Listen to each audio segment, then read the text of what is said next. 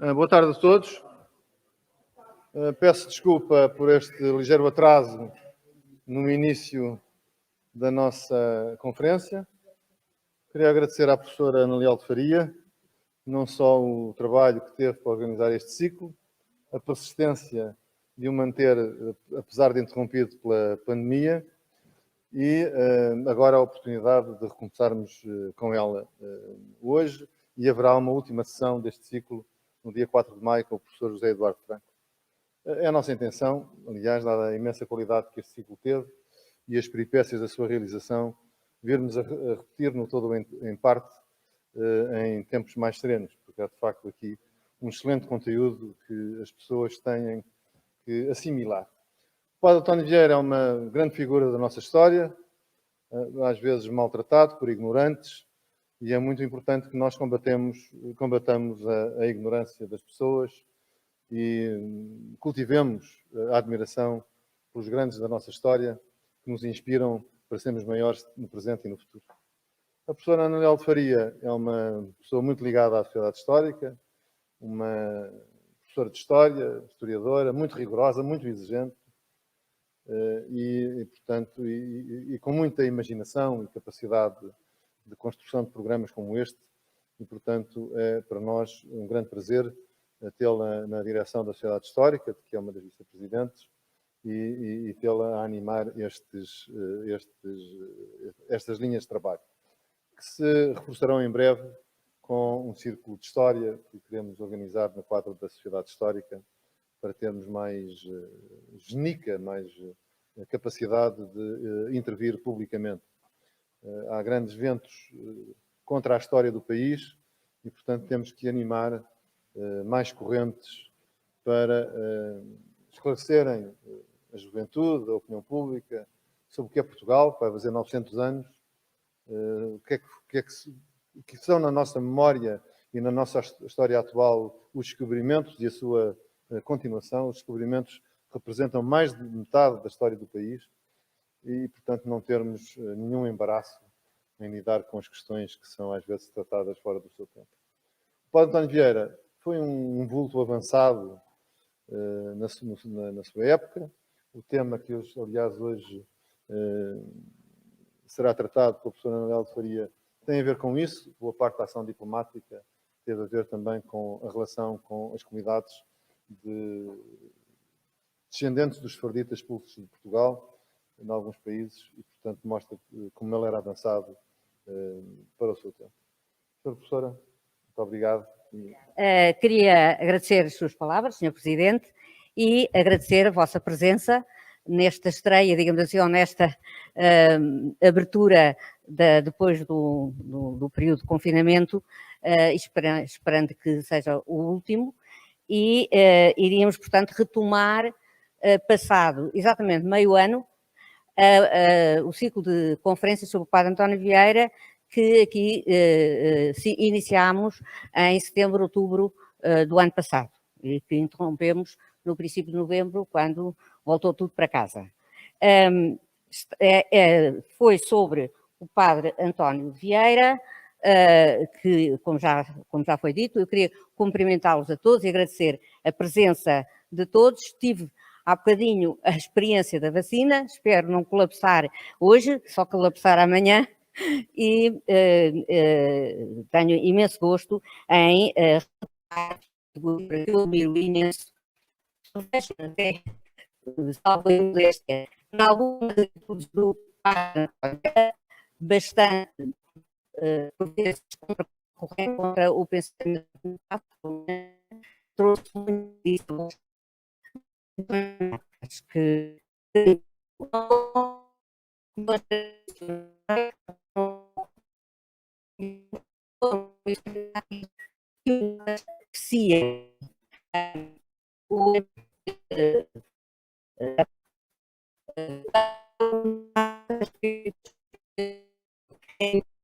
mata do padre António Vieira nos assuntos diplomáticos. achava que chamava-lhe isso e achava que ele estava a meter onde não era chamado, não havia chamado, assim como os diplomatas de carreira, digamos assim, de uma maneira geral. Normalmente, e os primeiros manuais de diplomacia, por exemplo, François Callière, considerava que só em casos muito, muito excepcionais, se um eclesiástico, um padre, se devia desviar do seu rebanho, das suas ovelhas, e não andar a correr mundo. Dar a César o que é de César e dar a Deus o que é de Deus, e, portanto, cada um no seu sítio, cada um onde devia desempenhar a missão. O que não quer dizer que não só Portugal, como outros países, em tempos difíceis, de crise, perigo, recorressem a prelados para desempenhar missões diplomáticas. Eu estou a falar, em geral, a exceção será Roma. Obviamente que em Roma a maior parte dos diplomatas são eclesiásticos.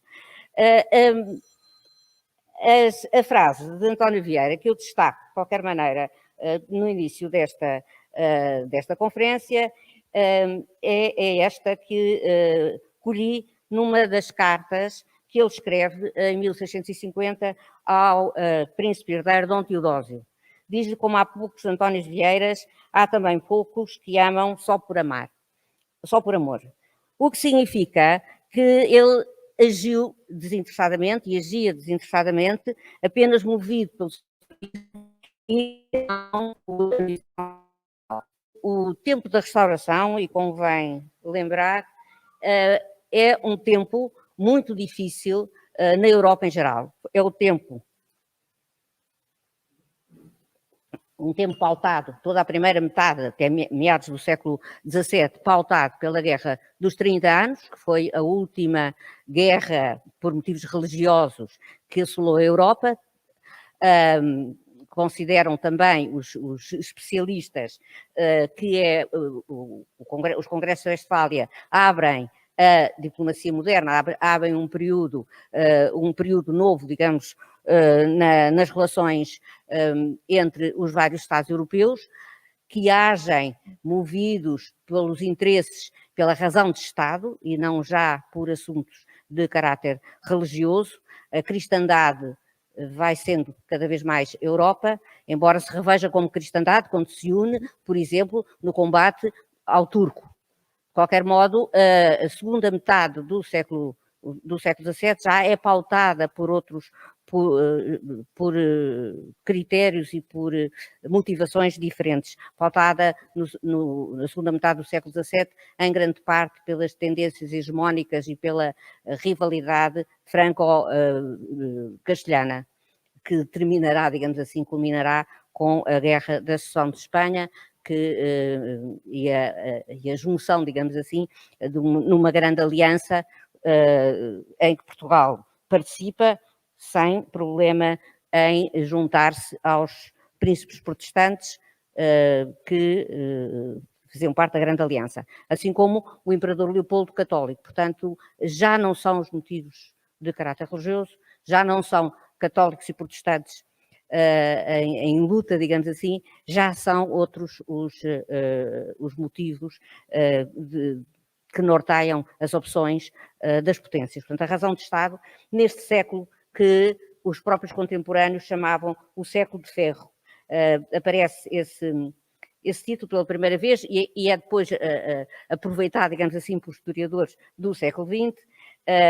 Esta história abreviada do século de ferro aparece pela primeira vez num autor francês que publicou em Leiden, na Holanda, em 1659. Em 1659 marca o fim do conflito entre duas potências católicas, França e Espanha. Este título foi o mote da obra de Henri Camen e alguns outros, precisamente sobre esse período. A Guerra dos 30 Anos, e eu estou a falar na Guerra dos 30 Anos porque não podemos perceber bem a restauração de Portugal e as opções políticas portuguesas sem pensar que a restauração eclodiu em plena Guerra dos 30 Anos.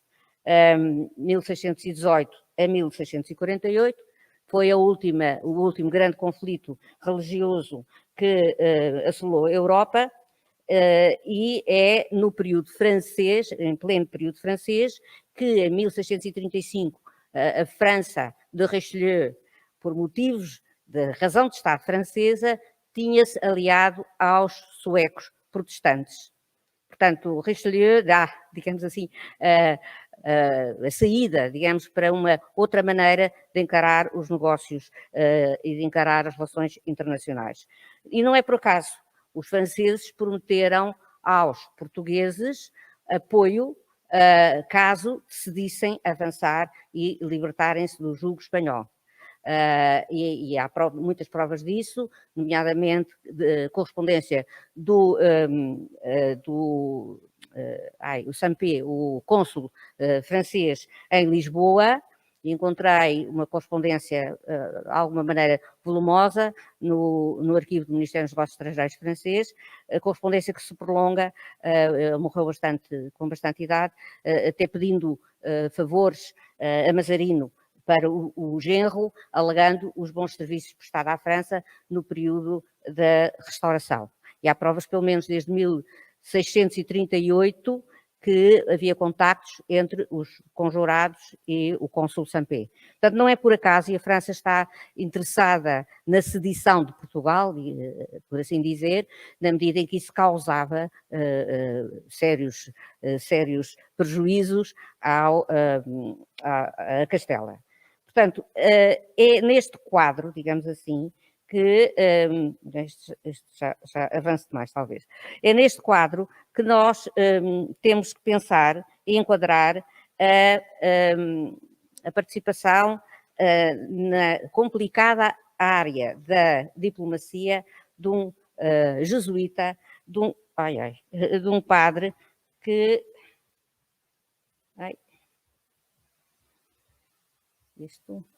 como é que isto... Está aqui qualquer. Não, não é que... Está bem. Não, está bem. Está bem. Não, está bem aqui. Vou ficar aqui. Este é o... Isto tocou aqui em qualquer coisa.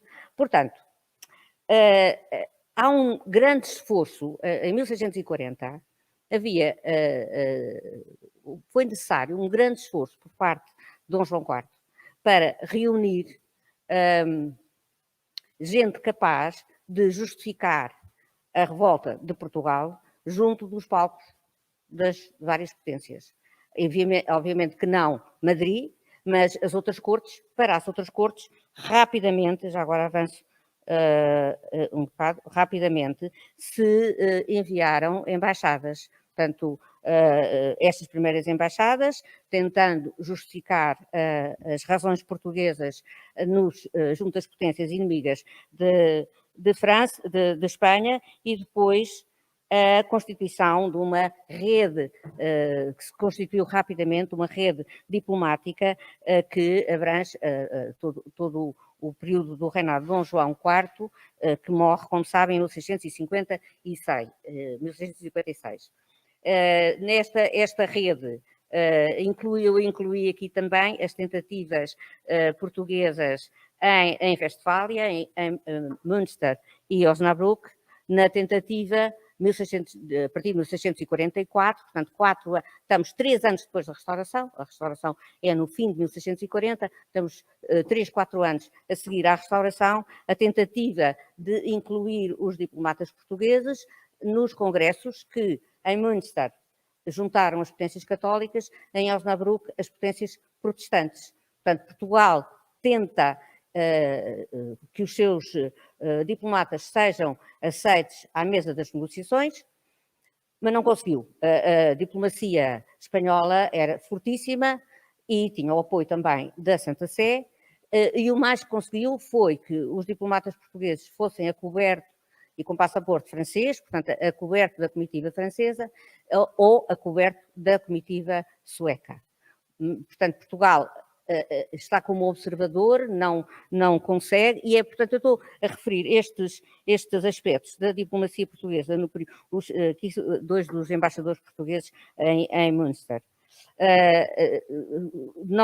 Portanto, o padre António Vieira desempenhou missões diplomáticas, as suas missões diplomáticas, entre 1646 e 1650, no período que corresponde ao fim dos tratados do Congresso de Westfália, e a assinatura em 1648 coincidiu com a segunda missão do padre António Vieira, a assinatura da paz entre as potências católicas, Espanha, e protestantes, os Países Baixos, continuando a guerra entre as potências católicas, França e Espanha, cuja paz é só assinada em 1659, o Tratado dos Pirineus.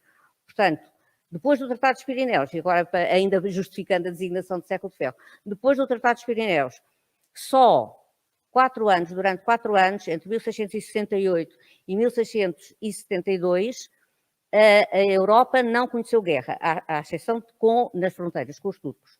Embora conhecesse uma paz armada, eu estou a falar entre a Guerra da Revolução, que termina o Tratado de Aix-la-Chapelle em 1668, e o início da Guerra da Holanda, em 1672.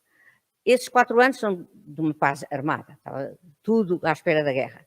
A guerra era um argumento. A guerra funciona como um argumento. Quanto mais força no terreno se alcança, mais força têm os argumentos à mesa das negociações. Portanto, são 2 aspectos, tanto a guerra como a diplomacia, que se completam, não se antagonizam, completam-se, e a guerra é usada exatamente. É o período, e foi um cardeal que o iniciou, digamos, do realismo político puro. Os critérios de guerra justa não são para aqui chamados, são os interesses, chamada a razão de Estado. E a razão de Estado francesa legitima ou justifica a entrada, por exemplo, dos franceses ao lado dos suecos, defendendo os interesses da França, numa guerra, a Guerra dos 30 Anos, que começa com um conflito entre católicos e protestantes e que se alastra pela Europa. Agora, estávamos a referir que foi difícil, para até em conversa, creio que ali com o João Paz Vasconcelos, em 1640 Portugal não tinha quadros diplomáticos, não é? Foi buscar gente, segundo critérios. Primeiro, o valimento junto à Casa de Bragança, portanto, que era um sinal de confiança política, portanto, escolheram-se pessoas em quem Dom João IV tinha confiança. O único diplomata, Eduardo Brasão chama-lhe de carreira, é forçar muito dizer de carreira, mas a única pessoa que tinha experiência diplomática anterior era Francisco Sousa Coutinho, que negociou o casamento de Dom João IV, o futuro Dom João IV, com Dona Luísa de Gusmão. Portanto, Francisco Sousa Coutinho tinha experiência, ele foi enviado à Dinamarca e à Suécia, e depois, mais tarde, será enviado à Holanda. O resto era gente próxima da Casa de Bragança. Depois também a preparação jurídica era um segundo, digamos assim, um segundo critério de que era necessário ter preparação na redação dos tratados, nas negociações. Portanto, há muitos que são escolhidos precisamente por a única preparação técnica possível, que era a formação em leis.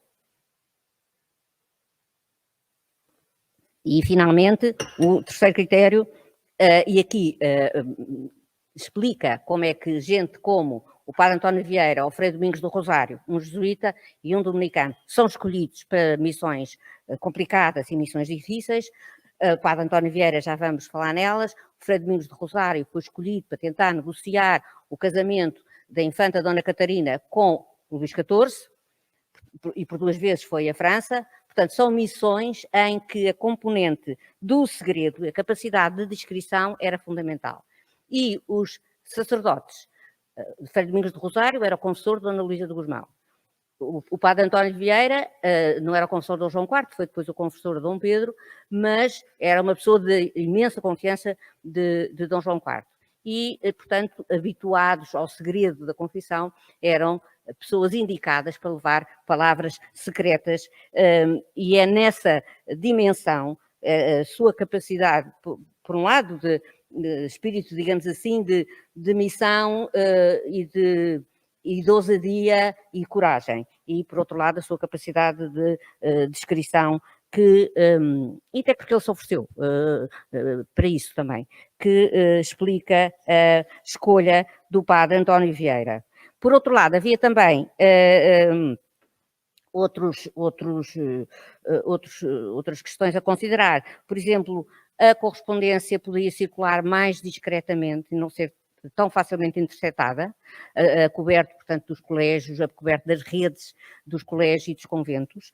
Por outro lado, as respectivas congregações religiosas, no fundo, são internacionais, portanto, facilitam esses contactos.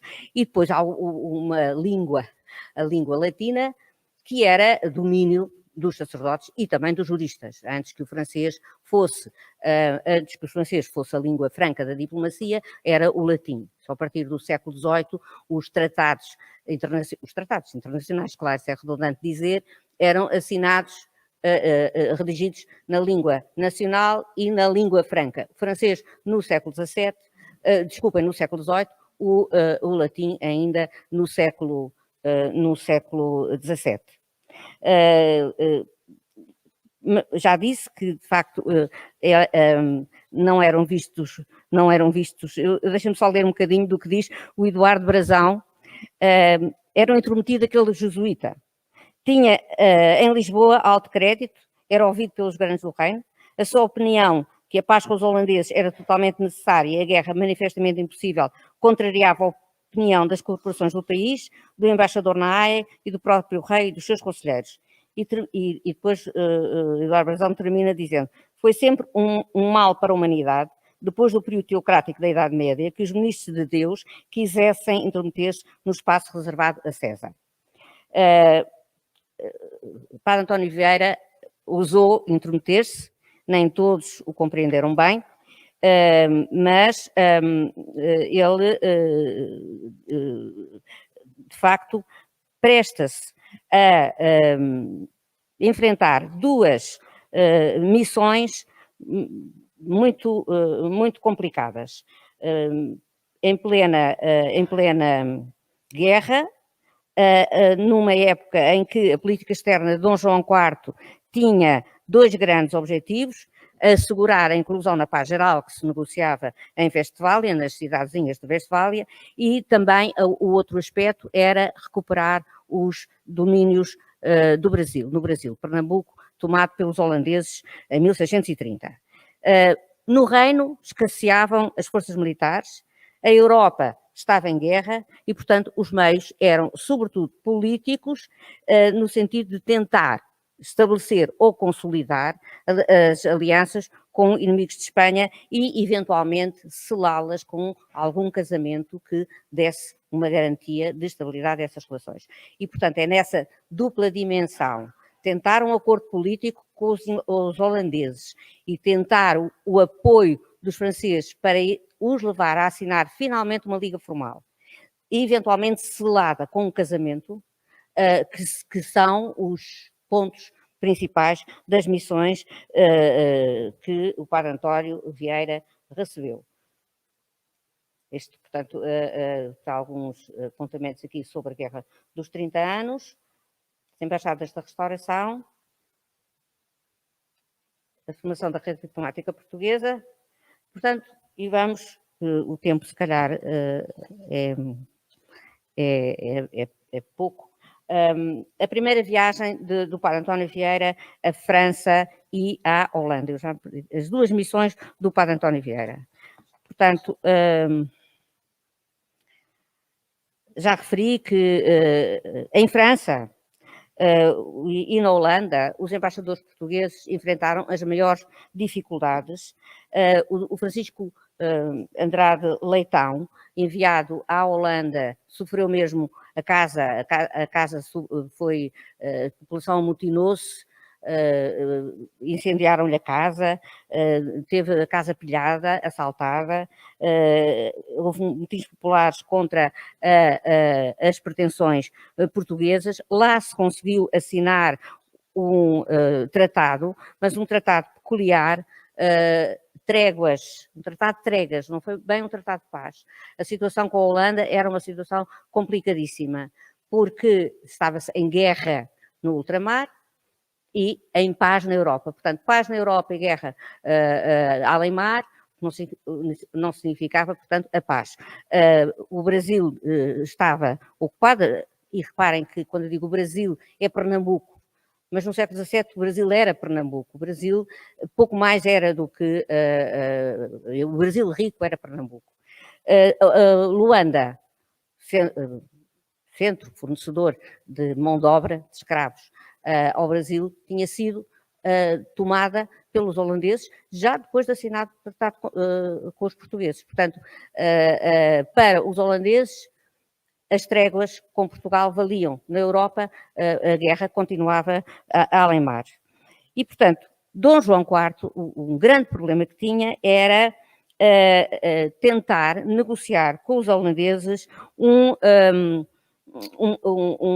paz, no momento em que, em 1645, eclodiam as primeiras revoltas, ou as primeiras manifestações populares contra a ocupação holandesa, estou a situar-me em 1645, contra a população, contra a ocupação holandesa do Brasil.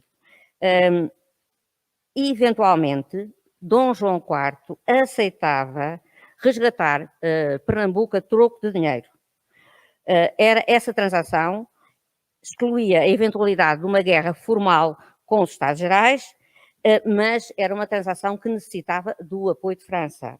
E, portanto, o assunto era melindroso, havia que enviar instruções nesse sentido aos embaixadores que Portugal tinha em Haia, Francisco Sousa Coutinho, e em França, o futuro Marquês de Niza, com David Higueira, Dom Vasco Luís da Gama. Numa Europa em guerra e um assunto tão melindroso, não se atreviam a mandar instruções por um correio normal. Portanto, digamos que o padre António Vieira aceitou ser ele o correio e levar as instruções de Dom João IV de viva voz. Portanto, foi uma missão difícil, nada podia transparecer, não se podia confiar em ninguém, havia espiões de Filipe IV espalhados por todo o lado e, portanto, nada melhor que um sacerdote para, e alguém com coragem, como o padre António Vieira, para levar essa missão. Numa carta ao Marquês de Niza, Dom João IV diz que escolheu o padre António Vieira, concorrem neste religioso tantas partes e tantas notícias do Estado do Brasil, em que nasceu, engano, o padre António Vieira não nasceu no Brasil, Dom João IV é que pensava que sim, isso criou, e tanto amor e zelo do meu serviço, que tenho por certo, dele será muito bom companheiro Francisco de Sousa. Portanto, Dom João IV justifica a escolha e para a recuperação do Brasil e para o segredo da missão, dizia o padre António Vieira numa carta ao conde David Higueira, com o qual se desencontrou quando o padre António Vieira chega a Paris. O conde David Higueira tinha resolvido regressar a Lisboa e encontrava-se em Nantes, portanto, não se encontraram, e não é o secretário da Embaixada que introduz o padre António Vieira junto de Mazarino, mas o padre António Vieira escreve ao Marquês de Niza, ao futuro Marquês de Niza, dizendo: quer agora Sua Majestade o que Vossa Excelência verá. Portanto, ele não lhe diz nunca a que é que o rei o mandou. Quer agora Sua Majestade o que Vossa Excelência verá. Entende que se deve intentar a paz ou a continuação da trégua por qualquer caminho, porque não estamos em tempo de romper uma guerra, que não podemos assistir com gente tão poderosa nas nossas conquistas, de cuja conservação dependa do reino. E nesta resolução fica Sua Majestade desejoso de que, quando menos, se consiga não haver hostilidades, com que nos livremos por agora deste cuidado e possamos lograr o comércio enquanto se trata de composição mais geral. Portanto, para António Vieira, o importante era conseguir a paz a todo o custo, nem que para isso fosse necessário negociar com os holandeses a restituição de Pernambuco a troco de dinheiro. Portanto, o pagamento pelas conquistas feitas pelos holandeses aos territórios portugueses no Brasil. Não era bem visto por toda a gente. Não é? O padre António Vieira privilegia a paz e o comércio. É digamos assim, um realista. Não temos forças para lutar contra tudo e contra todos. E, portanto, vamos negociar a paz para recuperarmos tranquilidade, recuperarmos as conquistas, nem que tínhamos que pagar por elas, e era essa a sua principal ideia, que ele depois irá defender num documento com argumentos fortíssimos e que Dom João IV chamará, precisamente pela força dos seus argumentos, papel forte. Portanto, só muito rapidamente, a Nova Holanda, como se chamavam, o Brasil holandês, estava firmada e consolidada, digamos assim, em Pernambuco, é esta zona rica, a zona mais rica do Brasil, numa época em que Ceilão fora cercada pela Companhia das Índias Orientais, foi depois firmado um tratado que eu já referi, trégua de 10 anos entre o Reino de Portugal e a República Holandesa. Malaca é conquistada, as forças da Companhia das Índias Ocidentais capturam São Luís do Maranhão aos portugueses, Luanda é cercada e é tomada, e eclode finalmente, em 1645, então, a revolta dos luso-brasileiros descontentes com a administração da FIC. Portanto, é neste contexto em que Padre António Vieira diz e considera que se deve a todo custo fazer a paz com os holandeses. Foi a missão foi difícil, primeiro porque as comunicações difíceis e perigosas, enfrentou vários perigos, mas o desencontro com o Marquês de Niza, preocupou bastante.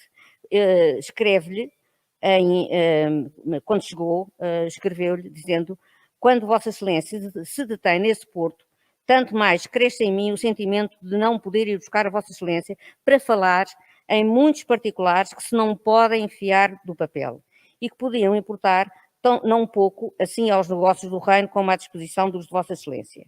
E depois acrescentava: muito estimo que haja sempre sido opinião de Vossa Excelência a paz com a Holanda. Era também a opinião do Conde da Vidigueira. A qual está em termos que Vossa Excelência vê, porque a alguns valentões de Portugal lhes pareceu que eram poucos inimigos os castelhanos. Quando o Brasil se nos desse de graça, era matéria de muita ponderação, ver se nos convinha aceitá-lo com os encargos da guerra com a Holanda em tempo tão embaraçado nos tem a de Castela. Portanto, em termos de opção, a prioridade é a garantir a independência de Portugal. E, para isso, era preciso a paz com Espanha e era preciso, portanto, granjear amigos, aliados que nos ajudassem a isso. O que não estava a acontecer. Então, temos que lembrar que não estava a acontecer. As missões em Roma tinham sido e eram constantemente frustradas. O Papa, mais tarde, o Papa Alexandre VII irá receber Francisco Sousa Coutinho, mas em privado. Portanto, o Papa não ousava, Urbano VIII, Inocêncio X, depois Alexandre VII, não ousava receber oficialmente os embaixadores de Portugal. E, por outro lado, os espanhóis recusaram terminantemente a presença portuguesa no Congresso de Westfália. Portanto, a situação de Portugal era de grande isolamento político e o padre António Vieira bem, no fundo, tem grande realismo político, dada a situação na época, e nem todos, ou muitos não, o compreenderam. A ideia, como ele depois diz também, num parecer sobre se restaurar Pernambuco e se comprar Pernambuco aos holandeses, diz que se Portugal e Castela juntos não puderam resistir à Holanda, como há de resistir Portugal só a Holanda e Castela? Se todas as forças de Portugal, ajudadas muitas vezes de Castela, não puderam defender Pernambuco, porque foi conquistado pelos holandeses em pleno domínio castelhano. Portanto, se as forças de Portugal e de Castela juntas não resistiram aos holandeses, como cuidamos que podemos defender Pernambuco, o Brasil e todas as conquistas? Esta sua posição leva-o, de facto, a apoiar a proposta de compra aos holandeses como uma forma de antecipação preventiva e, portanto, ele não se conformava com a corrente que preferia esperar uma proposta que eventualmente partisse dos holandeses e atribuía, no fundo, dizendo que o Conde da Vidigueira não tinha podido ainda fazer mais, considerava que as negociações de início ou iniciadas em 1641 não teriam sido bem conduzidas, e insinua isso. De qualquer maneira, durante esta missão, na passagem de França para Holanda, que passa por Rouen, onde tem o encontro com os judeus de Rouen, portanto, nessa importante comunidade judaica, eu já falei nisso na outra conferência, promete-lhes, de facto é muito bem acolhido, e promete-lhes recomendar e reforçar agora com a experiência, é engraçado esta expressão dele, dizendo aos judeus que também o acolheram, diz o seguinte: Sua Majestade saberá muito cedo, por cartas, quão leais vassalos têm em Rouen e quão merecedores de os ter perto de si, e se Deus me leva a seus reais pés, eu prometo a vossas mercês que fique muito mais confirmado no bom ânimo com que o deixei, porque até agora o persuadia com argumentos do discurso, e daqui por diante o poderá fazer com experiências de vista, e é com essas experiências de vista que ele consegue convencer Dom João IV a formar a Companhia das Índias Ocidentais. Depois, quando regressa a Lisboa, o padre António Vieira defende e pegando em vários pareceres que um homem curioso, que foi testa de ferro de Maurício de Nassau, o Gaspar Dias Ferreira, e que seguiu Maurício de Nassau para a Holanda em 1644, quando Maurício de Nassau deixou Pernambuco, acabou por ser uma espécie de agente duplo. Acabou por estar preso por traição na Holanda, acabou por conseguir sair da prisão e acabou por ser condecorado e agraciado em Portugal, e é um destino engraçadíssimo. Morreu encarregado da biblioteca da Sinagoga Portuguesa de Amsterdão. Tinha comendas da Ordem de Cristo, foi muito apreciado por Dom João IV e, portanto, acabava por fazer um pouco o jogo dos dois lados. O padre António Vieira, quando redigiu o seu parecer sobre se vender ou se comprar Pernambuco aos holandeses, tinha, entretanto, eclodido a revolta dos luso-brasileiros. Portanto, a situação no Brasil ia mudar. Só que temos que pensar que, naquele tempo, as notícias demoravam, por exemplo, do Brasil a Lisboa, ou do Brasil à Holanda. Portanto, chegaram do Brasil a Lisboa e depois de Lisboa à Holanda, foram mais de 2 meses. Portanto, as notícias demoravam muito tempo a chegar. Às vezes tomavam-se, isto na diplomacia era fatal, às vezes tomavam-se decisões e medidas que depois já tinham sido ultrapassadas pelos acontecimentos, e foi isso um pouco que aconteceu a Francisco Sousa Coutinho. Dom João tinha acabado por ceder na compra de Pernambuco aos holandeses.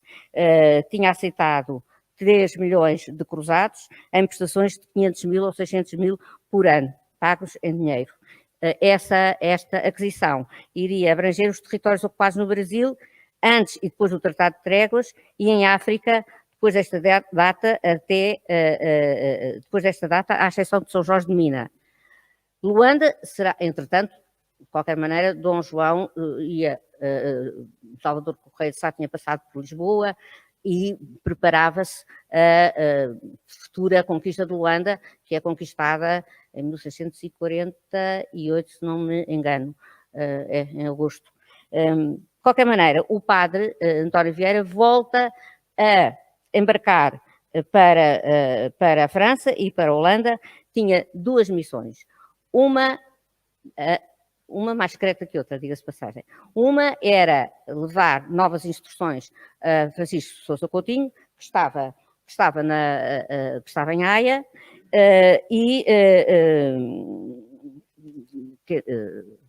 digamos, ajudá-lo na negociação com os holandeses. A outra, e depois já falarei um bocadinho mais detalhadamente nessa, a outra era tentar, de facto, negociar com Mazarino a aliança francesa e o apoio da França às posições portuguesas e, portanto, negociar o casamento de Dom Teodósio. Quando chegou, as negociações não resultaram, em França não resultaram, e o padre António Vieira embarca para a Haia. Há relatos também das vicissitudes várias destas viagens perigosas e em tempos perigosos, e na Haia encontrou o embaixador Francisco de Sousa Coutinho muito preocupado com o rumo das negociações. Os holandeses já não estavam dispostos a restituir os territórios a troco da paz. O rei autorizar a Sousa Coutinho a oferecer os 3 milhões de cruzados que já referimos, admitir negociações paralelas. Aliás, o padre António Vieira também estava convencido disso. Ele dizia que na Holanda era uma compra da compra, ou seja, era preciso subornar os dirigentes da Companhia das Índias Ocidentais e a própria princesa de Orange, que tinha conseguido que o marido, tinha grande influência no príncipe de Orange, e tinha conseguido mesmo que o marido aceitasse assinar a paz com os holandeses, com os espanhóis. Portanto, nós estamos numa altura em que a paz entre os Países Baixos do Norte e a Espanha está prestes mesmo a ser assinada. E Portugal ainda tinha alguma esperança de conseguir ser incluído na paz. Mas agora a companhia exigia uma soma exorbitante, 8 milhões de cruzados, e uma praça como garantia. Chegou a pedir o Porto, depois quis que se lhes entregasse a Ilha Terceira e finalmente a Bahia. Isso para incluir Portugal na paz que estavam a assinar com os espanhóis em Westfália. Portanto, o Francisco Sousa Coutinho tinha pedido instruções, tinha mandado cartas no navio a pedir instruções. As instruções não chegavam e Sousa Coutinho, de qualquer maneira, não tinha dinheiro para corresponder, digamos assim, às exigências dos holandeses. Padre António Vieira vem com a ideia, de facto, de conseguir a paz. Aliás, havia aqui um grande problema de fundos para essas negociações, e ele, no papel forte, que no seu parecer sobre a questão holandesa, irá fundamentar, digamos assim, com fortes argumentos, a sua posição. O que se nos segue da paz com a Holanda não necessita de ponderação. Ficaremos sem um inimigo tão poderoso. Lograremos o fruto das nossas conquistas. Pouparemos as fazendas que se haviam de gastar em tão custosa guerra. recolheremos os nossos galeões da Bahia, que, juntos com os que cá temos, faremos uma poderosa armada. Não tiraremos a gente do reino de que tanto necessitamos. Antes poderão vir do Brasil alguns soldados, etc. Nesta maneira, se poderão introduzir as companhias com mais segurança e proveito e aumentar-se o comércio, que só com a paz cresce e com a guerra se destrói.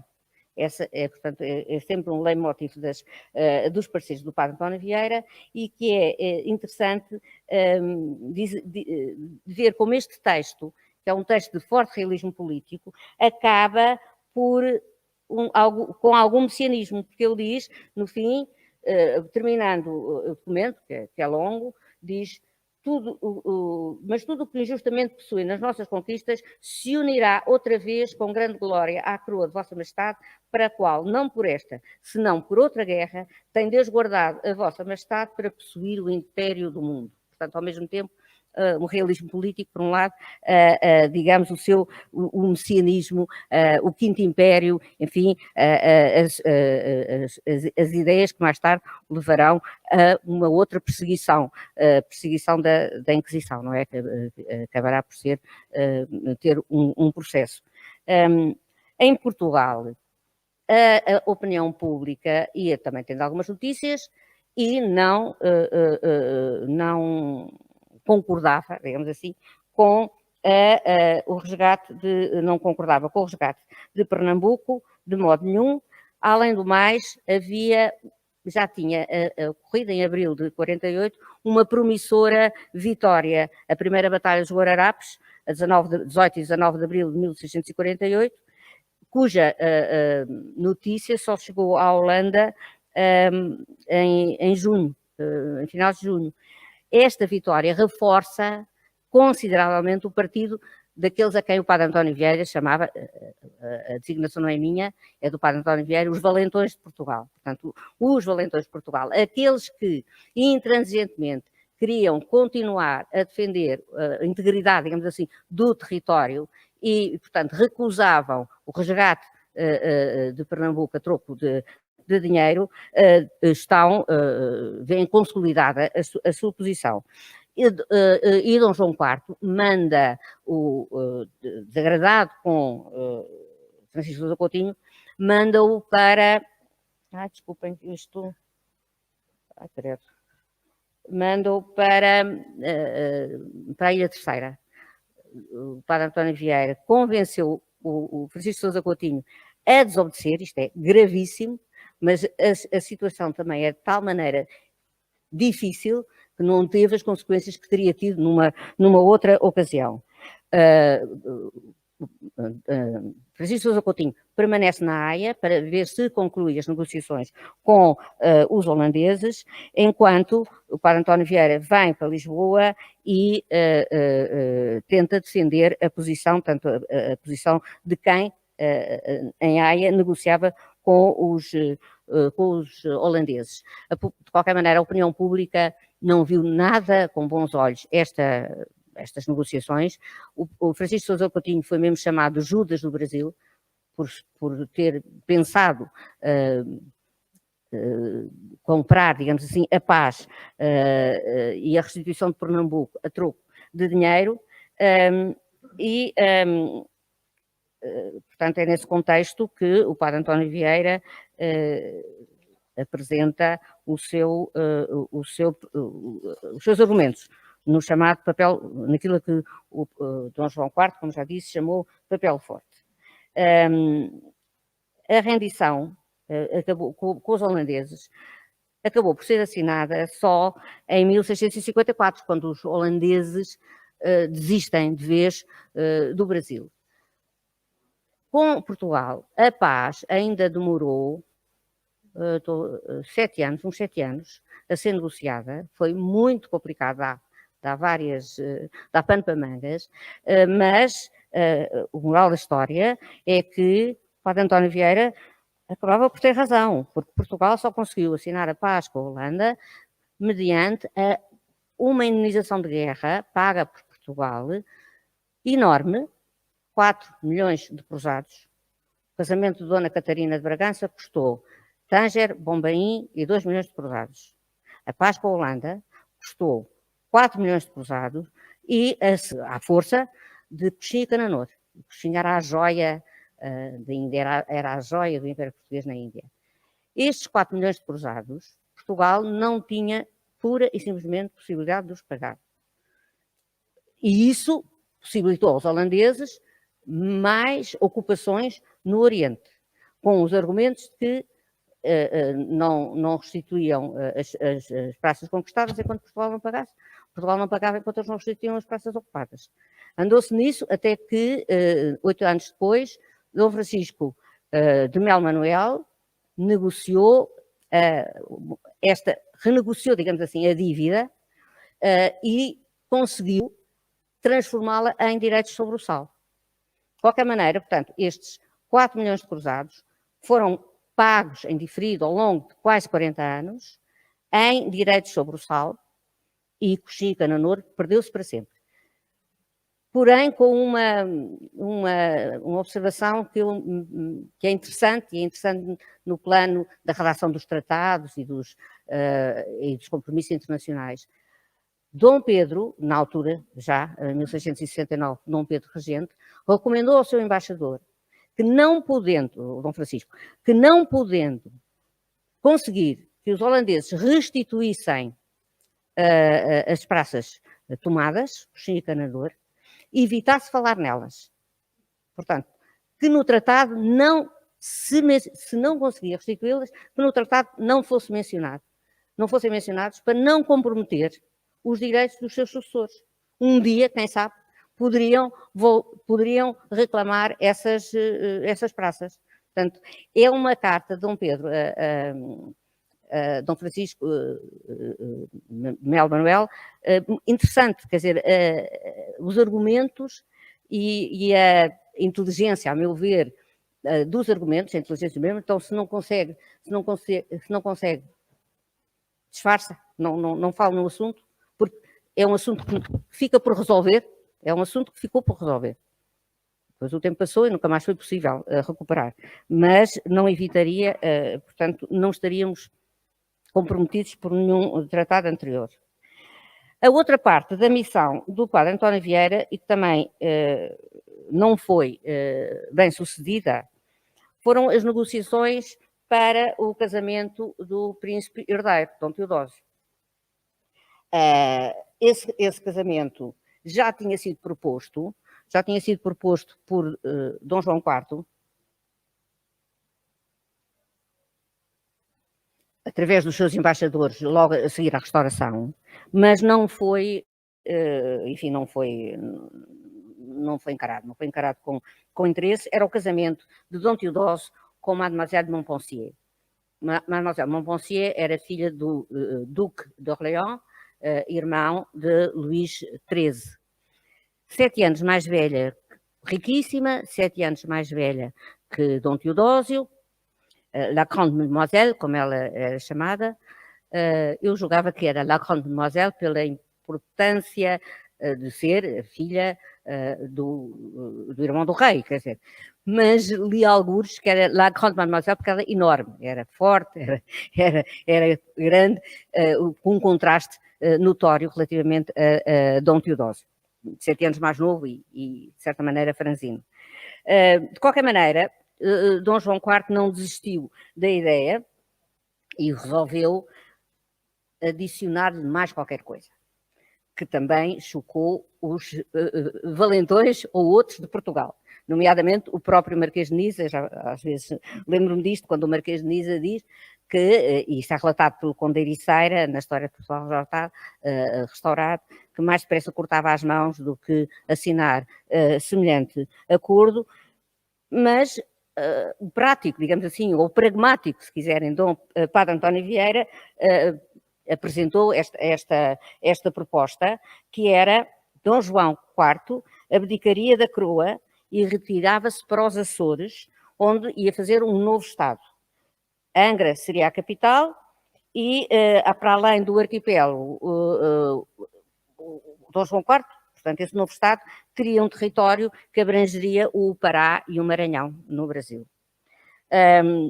Dom Teodósio casava com uma princesa francesa, se não pudesse ser a Madame Montpensier, desculpa, a Mademoiselle Montpensier, que tinha um amante e que não estaria nada interessada no casamento com um príncipe, no fundo só um rei, seria suficiente para a Grande Mademoiselle Anne-Marie-Louise.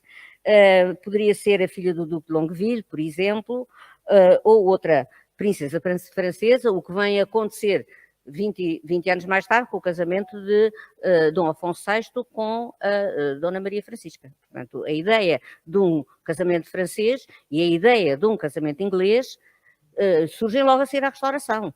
O que é que noivos ou noivas disponíveis não são muitos, não é? São muito poucos mesmo. Portanto, negociou-se o casamento da infanta Joana, que morreu, com Carlos II de Inglaterra, antes depois de se negociar o casamento de Dona Catarina com Carlos II, que se veio a realizar.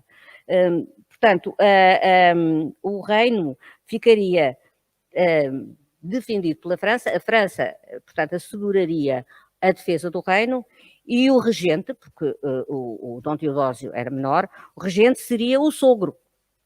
Portanto, reparem como nesta época nós estamos habituados, no fundo, a estudar a história à luz daquilo que conhecemos e de algumas ideias que temos que pensar que a realidade e as decisões que são tomadas em função das condições de um presente histórico, e, portanto, em função das alternativas que se apresentam aos contemporâneos naquele momento. Portanto, a história tem que ser vista a partir do presente histórico, da época em que os acontecimentos se deram, não é? Não é através daquilo que foi o futuro, que foram as decisões futuras. Portanto, esta missão do Padre António Vieira, ou digamos assim, esta questão também não foi bem sucedida, e de que é que se lembrou Dom João IV e com o apoio do Padre António Vieira? Casar o Dom Teodósio com a única filha, na altura, única, de Filipe IV, ou seja, Maria Teresa, que era depois casar com Luís XIV. Portanto, repare, o casamento de Maria Teresa com Luís XIV selou a paz entre a França e a Espanha, a paz dos Pirineus, em 1659. Em 1650, o Padre António Vieira aceita uma missão muitíssimo perigosa a Roma para, por um lado, na instrução pública, não conhecemos a instrução pública, mas suspeita-se que a instrução pública ostensiva, portanto a instrução ostensiva, dissesse respeito ao problema dos bispados, do reconhecimento dos bispados vagos pelo Papa. Reparem, com a restauração, a prisão do bispo, do arcebispo de Lisboa, e a morte, falecimento de alguns prelados, foi necessário, não é? É necessário nomear bispos. Só que como o Papa não reconhecia o Reino de Portugal, não reconhecia os bispos nomeados pelo rei. E esta questão dos bispados arrastou-se até à assinatura da paz. Portanto, arrastou-se até 1670. Portanto, a Igreja de Portugal estava fora, digamos assim, da obediência. E esse era um problema, era o principal problema que Portugal tinha a negociar em Roma, que motivou as embaixadas todas que se seguiram a 1640 e que só se conseguiu resolver quando o Papa finalmente recebe um embaixador de Portugal, o Conde do Prado, futuro Marquês das Minas. Até lá, essa era o leitmotiv da maior parte das missões em Roma e presume-se que fosse essa, digamos assim, ostensivamente, a missão do padre. Em segredo, eram duas missões. Uma, o tentar convencer os jesuítas espanhóis em Roma para convencer o embaixador de Espanha em Roma em aceitar e iniciar negociações com Portugal para o casamento de Dom Teodósio com a infanta Maria Teresa. A outra, para causar dificuldades à Espanha, fomentar e apoiar a revolta de Nápoles contra o Império Espanhol. Foi isto que enfureceu o embaixador de Espanha, que ameaçou e mandou o geral dos jesuítas dizer ao padre António Vieira que ou se retirava imediatamente de Itália ou a sua vida corria sérios riscos. Portanto, não foi tanto o casamento ou o entabular negociações para o casamento dos dois herdeiros das duas coroas peninsulares, o que levava outra vez a unir Portugal e Castela, mas mais a ingerência, digamos assim, e o fomento de uma revolta contra o domínio espanhol em Nápoles. É interessante. Agora isto parece que não. Olha, encravou. Não vai. Eu queria talvez, eu posso ler? Já está? Não. Pronto. Era a instrução secreta. Obrigada.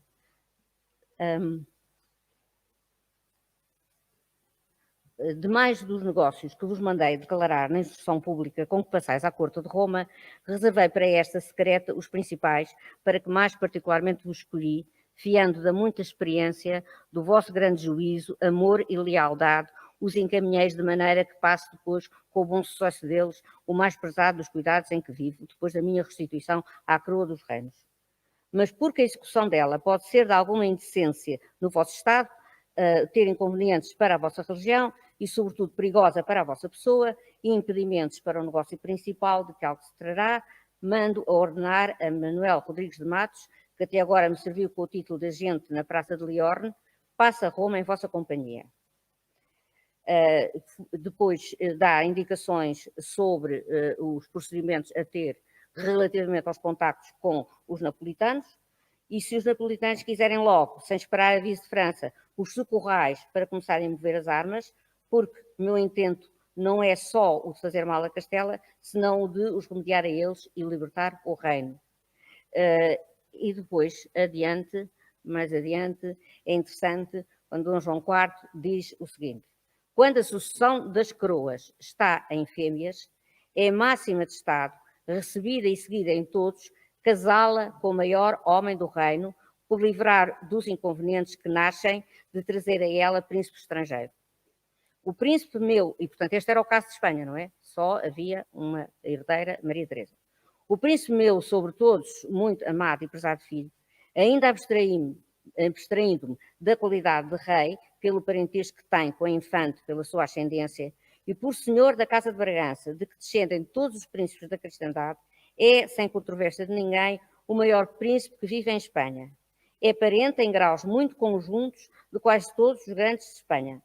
Fala quase a mesma língua, e há-os de tratar com a maior humanidade, e há-os de honrar e beneficiar com muita vantagem todos os outros que podem ser escolhidos, pois de direito se não pode duvidar, como também das outras conveniências do casamento.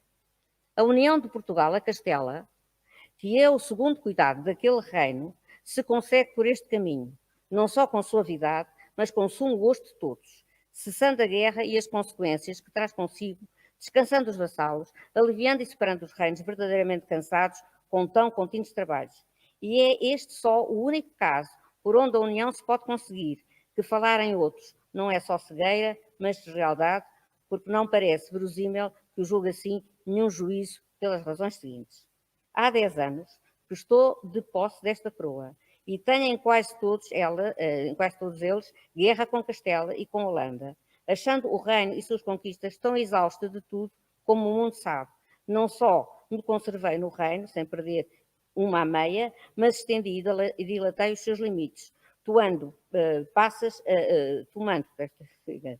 praças em Castela, umas que mandei arrasar, outras que conservo, e nas conquistas que cobrei muita parte do que os reis de Castela perderam em todo o seu poder. São estes, digamos, em resumo, os argumentos de Dom João IV para o casamento, para esta união, que de qualquer maneira deveria ficar sediada em Lisboa, ter Lisboa como capital. é mais longo, mas é essa, digamos assim, a sua justificação. Vieira regressou em junho, já estava de caminho para Lisboa e de qualquer maneira, não temos do Padre António Vieira, só temos breves referências depois em sermões ou em cartas mais tarde, quando já está no Brasil. De qualquer maneira, Dom João IV não desistiu de procurar noiva para Dom Teodósio na corte francesa e retomou depois uma ideia que Mazarino tinha avançado para casar Dom Teodósio com Luísa Cristina de Saboia. De qualquer forma, o padre António Vieira não foi favorável a este enlace. Aliás, foi sempre desfavorável a um casamento entre um príncipe português, o herdeiro da coroa, e uma princesa francesa. Desconfiava imenso dos franceses. Os franceses, aliás, via bem que os franceses se serviram durante todo o tempo, serviram-se de Portugal de acordo com os seus interesses e como um joguete, no fundo, não estavam interessados na paz de Portugal e não estavam interessados em apoiar a paz de Portugal na medida em que ela lhe permitia a guerra que Espanha mantinha na Península, servia muito bem aos franceses para aliviar a pressão dos exércitos espanhóis sobre a França. Portanto, é um bocado a estratégia seiscentista de provocar dificuldades numa área para aliviar a outra. Portanto, se a Espanha tivesse que enfrentar um exército ou combates na Península Ibérica, tinha menos forças nas fronteiras com Espanha, nas fronteiras da atual Bélgica com a França. E por isso os franceses, de facto, o padre António Vieira desconfiava dos franceses e um casamento com uma princesa na órbita da influência francesa, como era o caso da Casa de Saboia, não agradava de modo nenhum ao padre António Vieira. Não aceitou a missão e partiu para o Maranhão. Ele, de qualquer maneira, as suas missões diplomáticas granjearam inimigos e nunca mais teve uma missão política, nem nunca mais foi escolhido para isso e portanto, desgostoso, retirou-se para o Brasil, de onde regressará 2 vezes, mas a Lisboa, por motivos de defesa dos índios, portanto, na defesa dos interesses dos índios. E quando depois aqui fica, nos anos 60, tem o processo com a Inquisição e acaba por conseguir, com a regência de Dom Pedro acaba por consentir que ele se desloque a Roma, no fundo defender a sua honra, tinha sido condenado a ficar privado de voz ativa e passiva, portanto ficava calado, não é? Pelo Santo Ofício, mas mesmo assim em Roma, o padre António Vieira, apesar de proibido de imiscuir-se ou de se pronunciar sobre os assuntos portugueses, não deixou de o fazer. E aí é que nós temos imensas e uma abundante epistolografia, sobretudo a Duarte Ribeiro de Macedo, mas também ao Marquês de Gouveia e a Dom Rodrigo de Melo, Rodrigo de Menezes, o Marquês de Gouveia como embaixador em Madrid e o Dom Rodrigo de Menezes. Há muitas cartas do padre António Vieira sobre as questões que Portugal tratava em Roma. A questão da suspensão da Inquisição, portanto, a questão que tem a ver com os cristãos novos, e também se pronunciou, digamos assim, embora mais ao de leve, sobre casamentos. O casamento do Duque de Cadaval, que ele achou muito mal que tivesse escolhido uma senhora francesa, Mademoiselle d'Harcourt, Henriette d'Harcourt, e também o casamento, achava mal, não gostava da Dona Maria Francisca, no fundo, o casamento de depois o primeiro, e depois o segundo casamento de Dom Pedro com uma francesa também não não lhe era muito agradável, e desaprovou inteiramente também o casamento negociado com Saboia para a infanta sempre noiva, Dona Isabel Luísa Josefa, e o Duque de Saboia, que ele, apesar da realização dos esponsais, não augurava nada de bom desse casamento, que de facto não chegou sequer a realizar-se.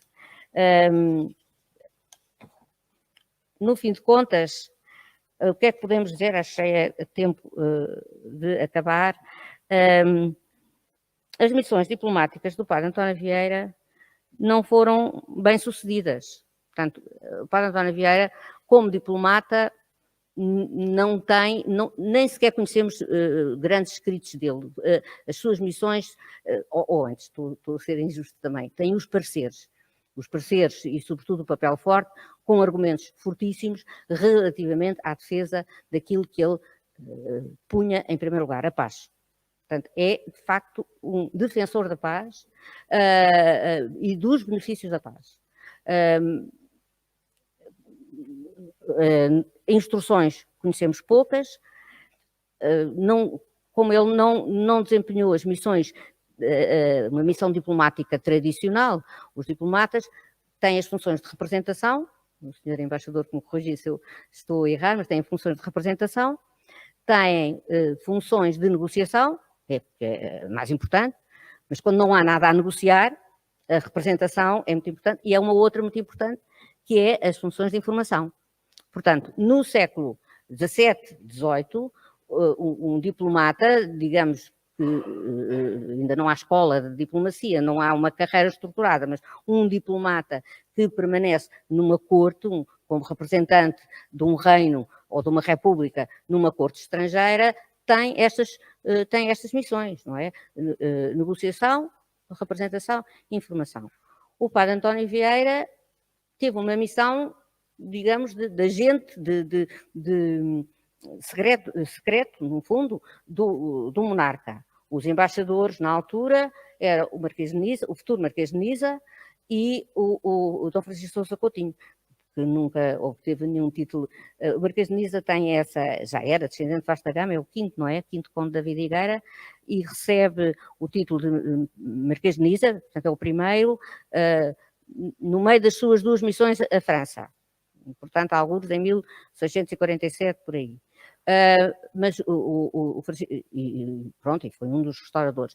O Francisco Sousa Coutinho, que também teve um papel importante, até na negociação do casamento de Dom João IV com Dona Luísa de Gusmão, não recebeu nenhum título de nobreza, não foi agraciado com nenhum título de nobreza. Eu creio que porque, de facto, as suas missões, ou o desempenho das suas missões, não agradaram, não é tanto se calhar a Dom João IV, mas de facto houve na corte uma fortíssima corrente contrária às decisões que o embaixador pedia, e as missões do Francisco Sousa Coutinho fazem pensar de facto nos grandes cuidados e nas grandes agruras que passaram muitos destes diplomatas, que com a morosidade do correio pediam instruções, demoravam 2 meses, 3 meses, 4 meses a recebê-las, entretanto tinham que tomar decisões. Se as decisões corressem bem, o mérito era do rei, não é? Quer dizer, as negociações foram bem sucedidas. Mas se corressem mal, a responsabilidade era do diplomata que as tinha assumido. O Francisco Sousa Coutinho chegou a usar uma firma em branco de Dom João IV para prometer aos holandeses a restituição do Brasil. E com isso conseguiu travar o envio de uma frota para o Brasil. Portanto, claro que depois isso ficou toda a gente muito zangada com ele, mas terá sido esse, penso eu, o motivo que ele não foi mais elevado, digamos assim. No fundo, frustrou-se o desejo do casamento de Dom Teodósio em França, isso devia garantir uma liga formal, não, o padre António Vieira não o conseguiu, os franceses continuaram a usar as invasivas, todas e mais algumas, e, portanto, mesmo em 1666, quando essa aliança se confirmou, digamos assim, Já havia a aliança inglesa, firmada também por um casamento. O Conde Castelo Melhor jogou com as duas ligações, jogou com as duas áreas e também perdeu essa jogada na medida em que é deposto e exilado, e a aliança inglesa, ou digamos, a paz com Espanha, foi trazida via Madrid pelos ingleses, portanto foi assinada por intermédio dos ingleses. O padre António Vieira, quando ainda foi convidado pela rainha Cristina da Suécia, que em Roma tinha muito apreciado os seus discursos para confessor, isto já estamos, portanto, nos anos 70, já na regência de Dom Pedro II, mas foi quando se retirou para o Brasil definitivamente, foi em janeiro de 1681, e ia muito triste, muito ofendido.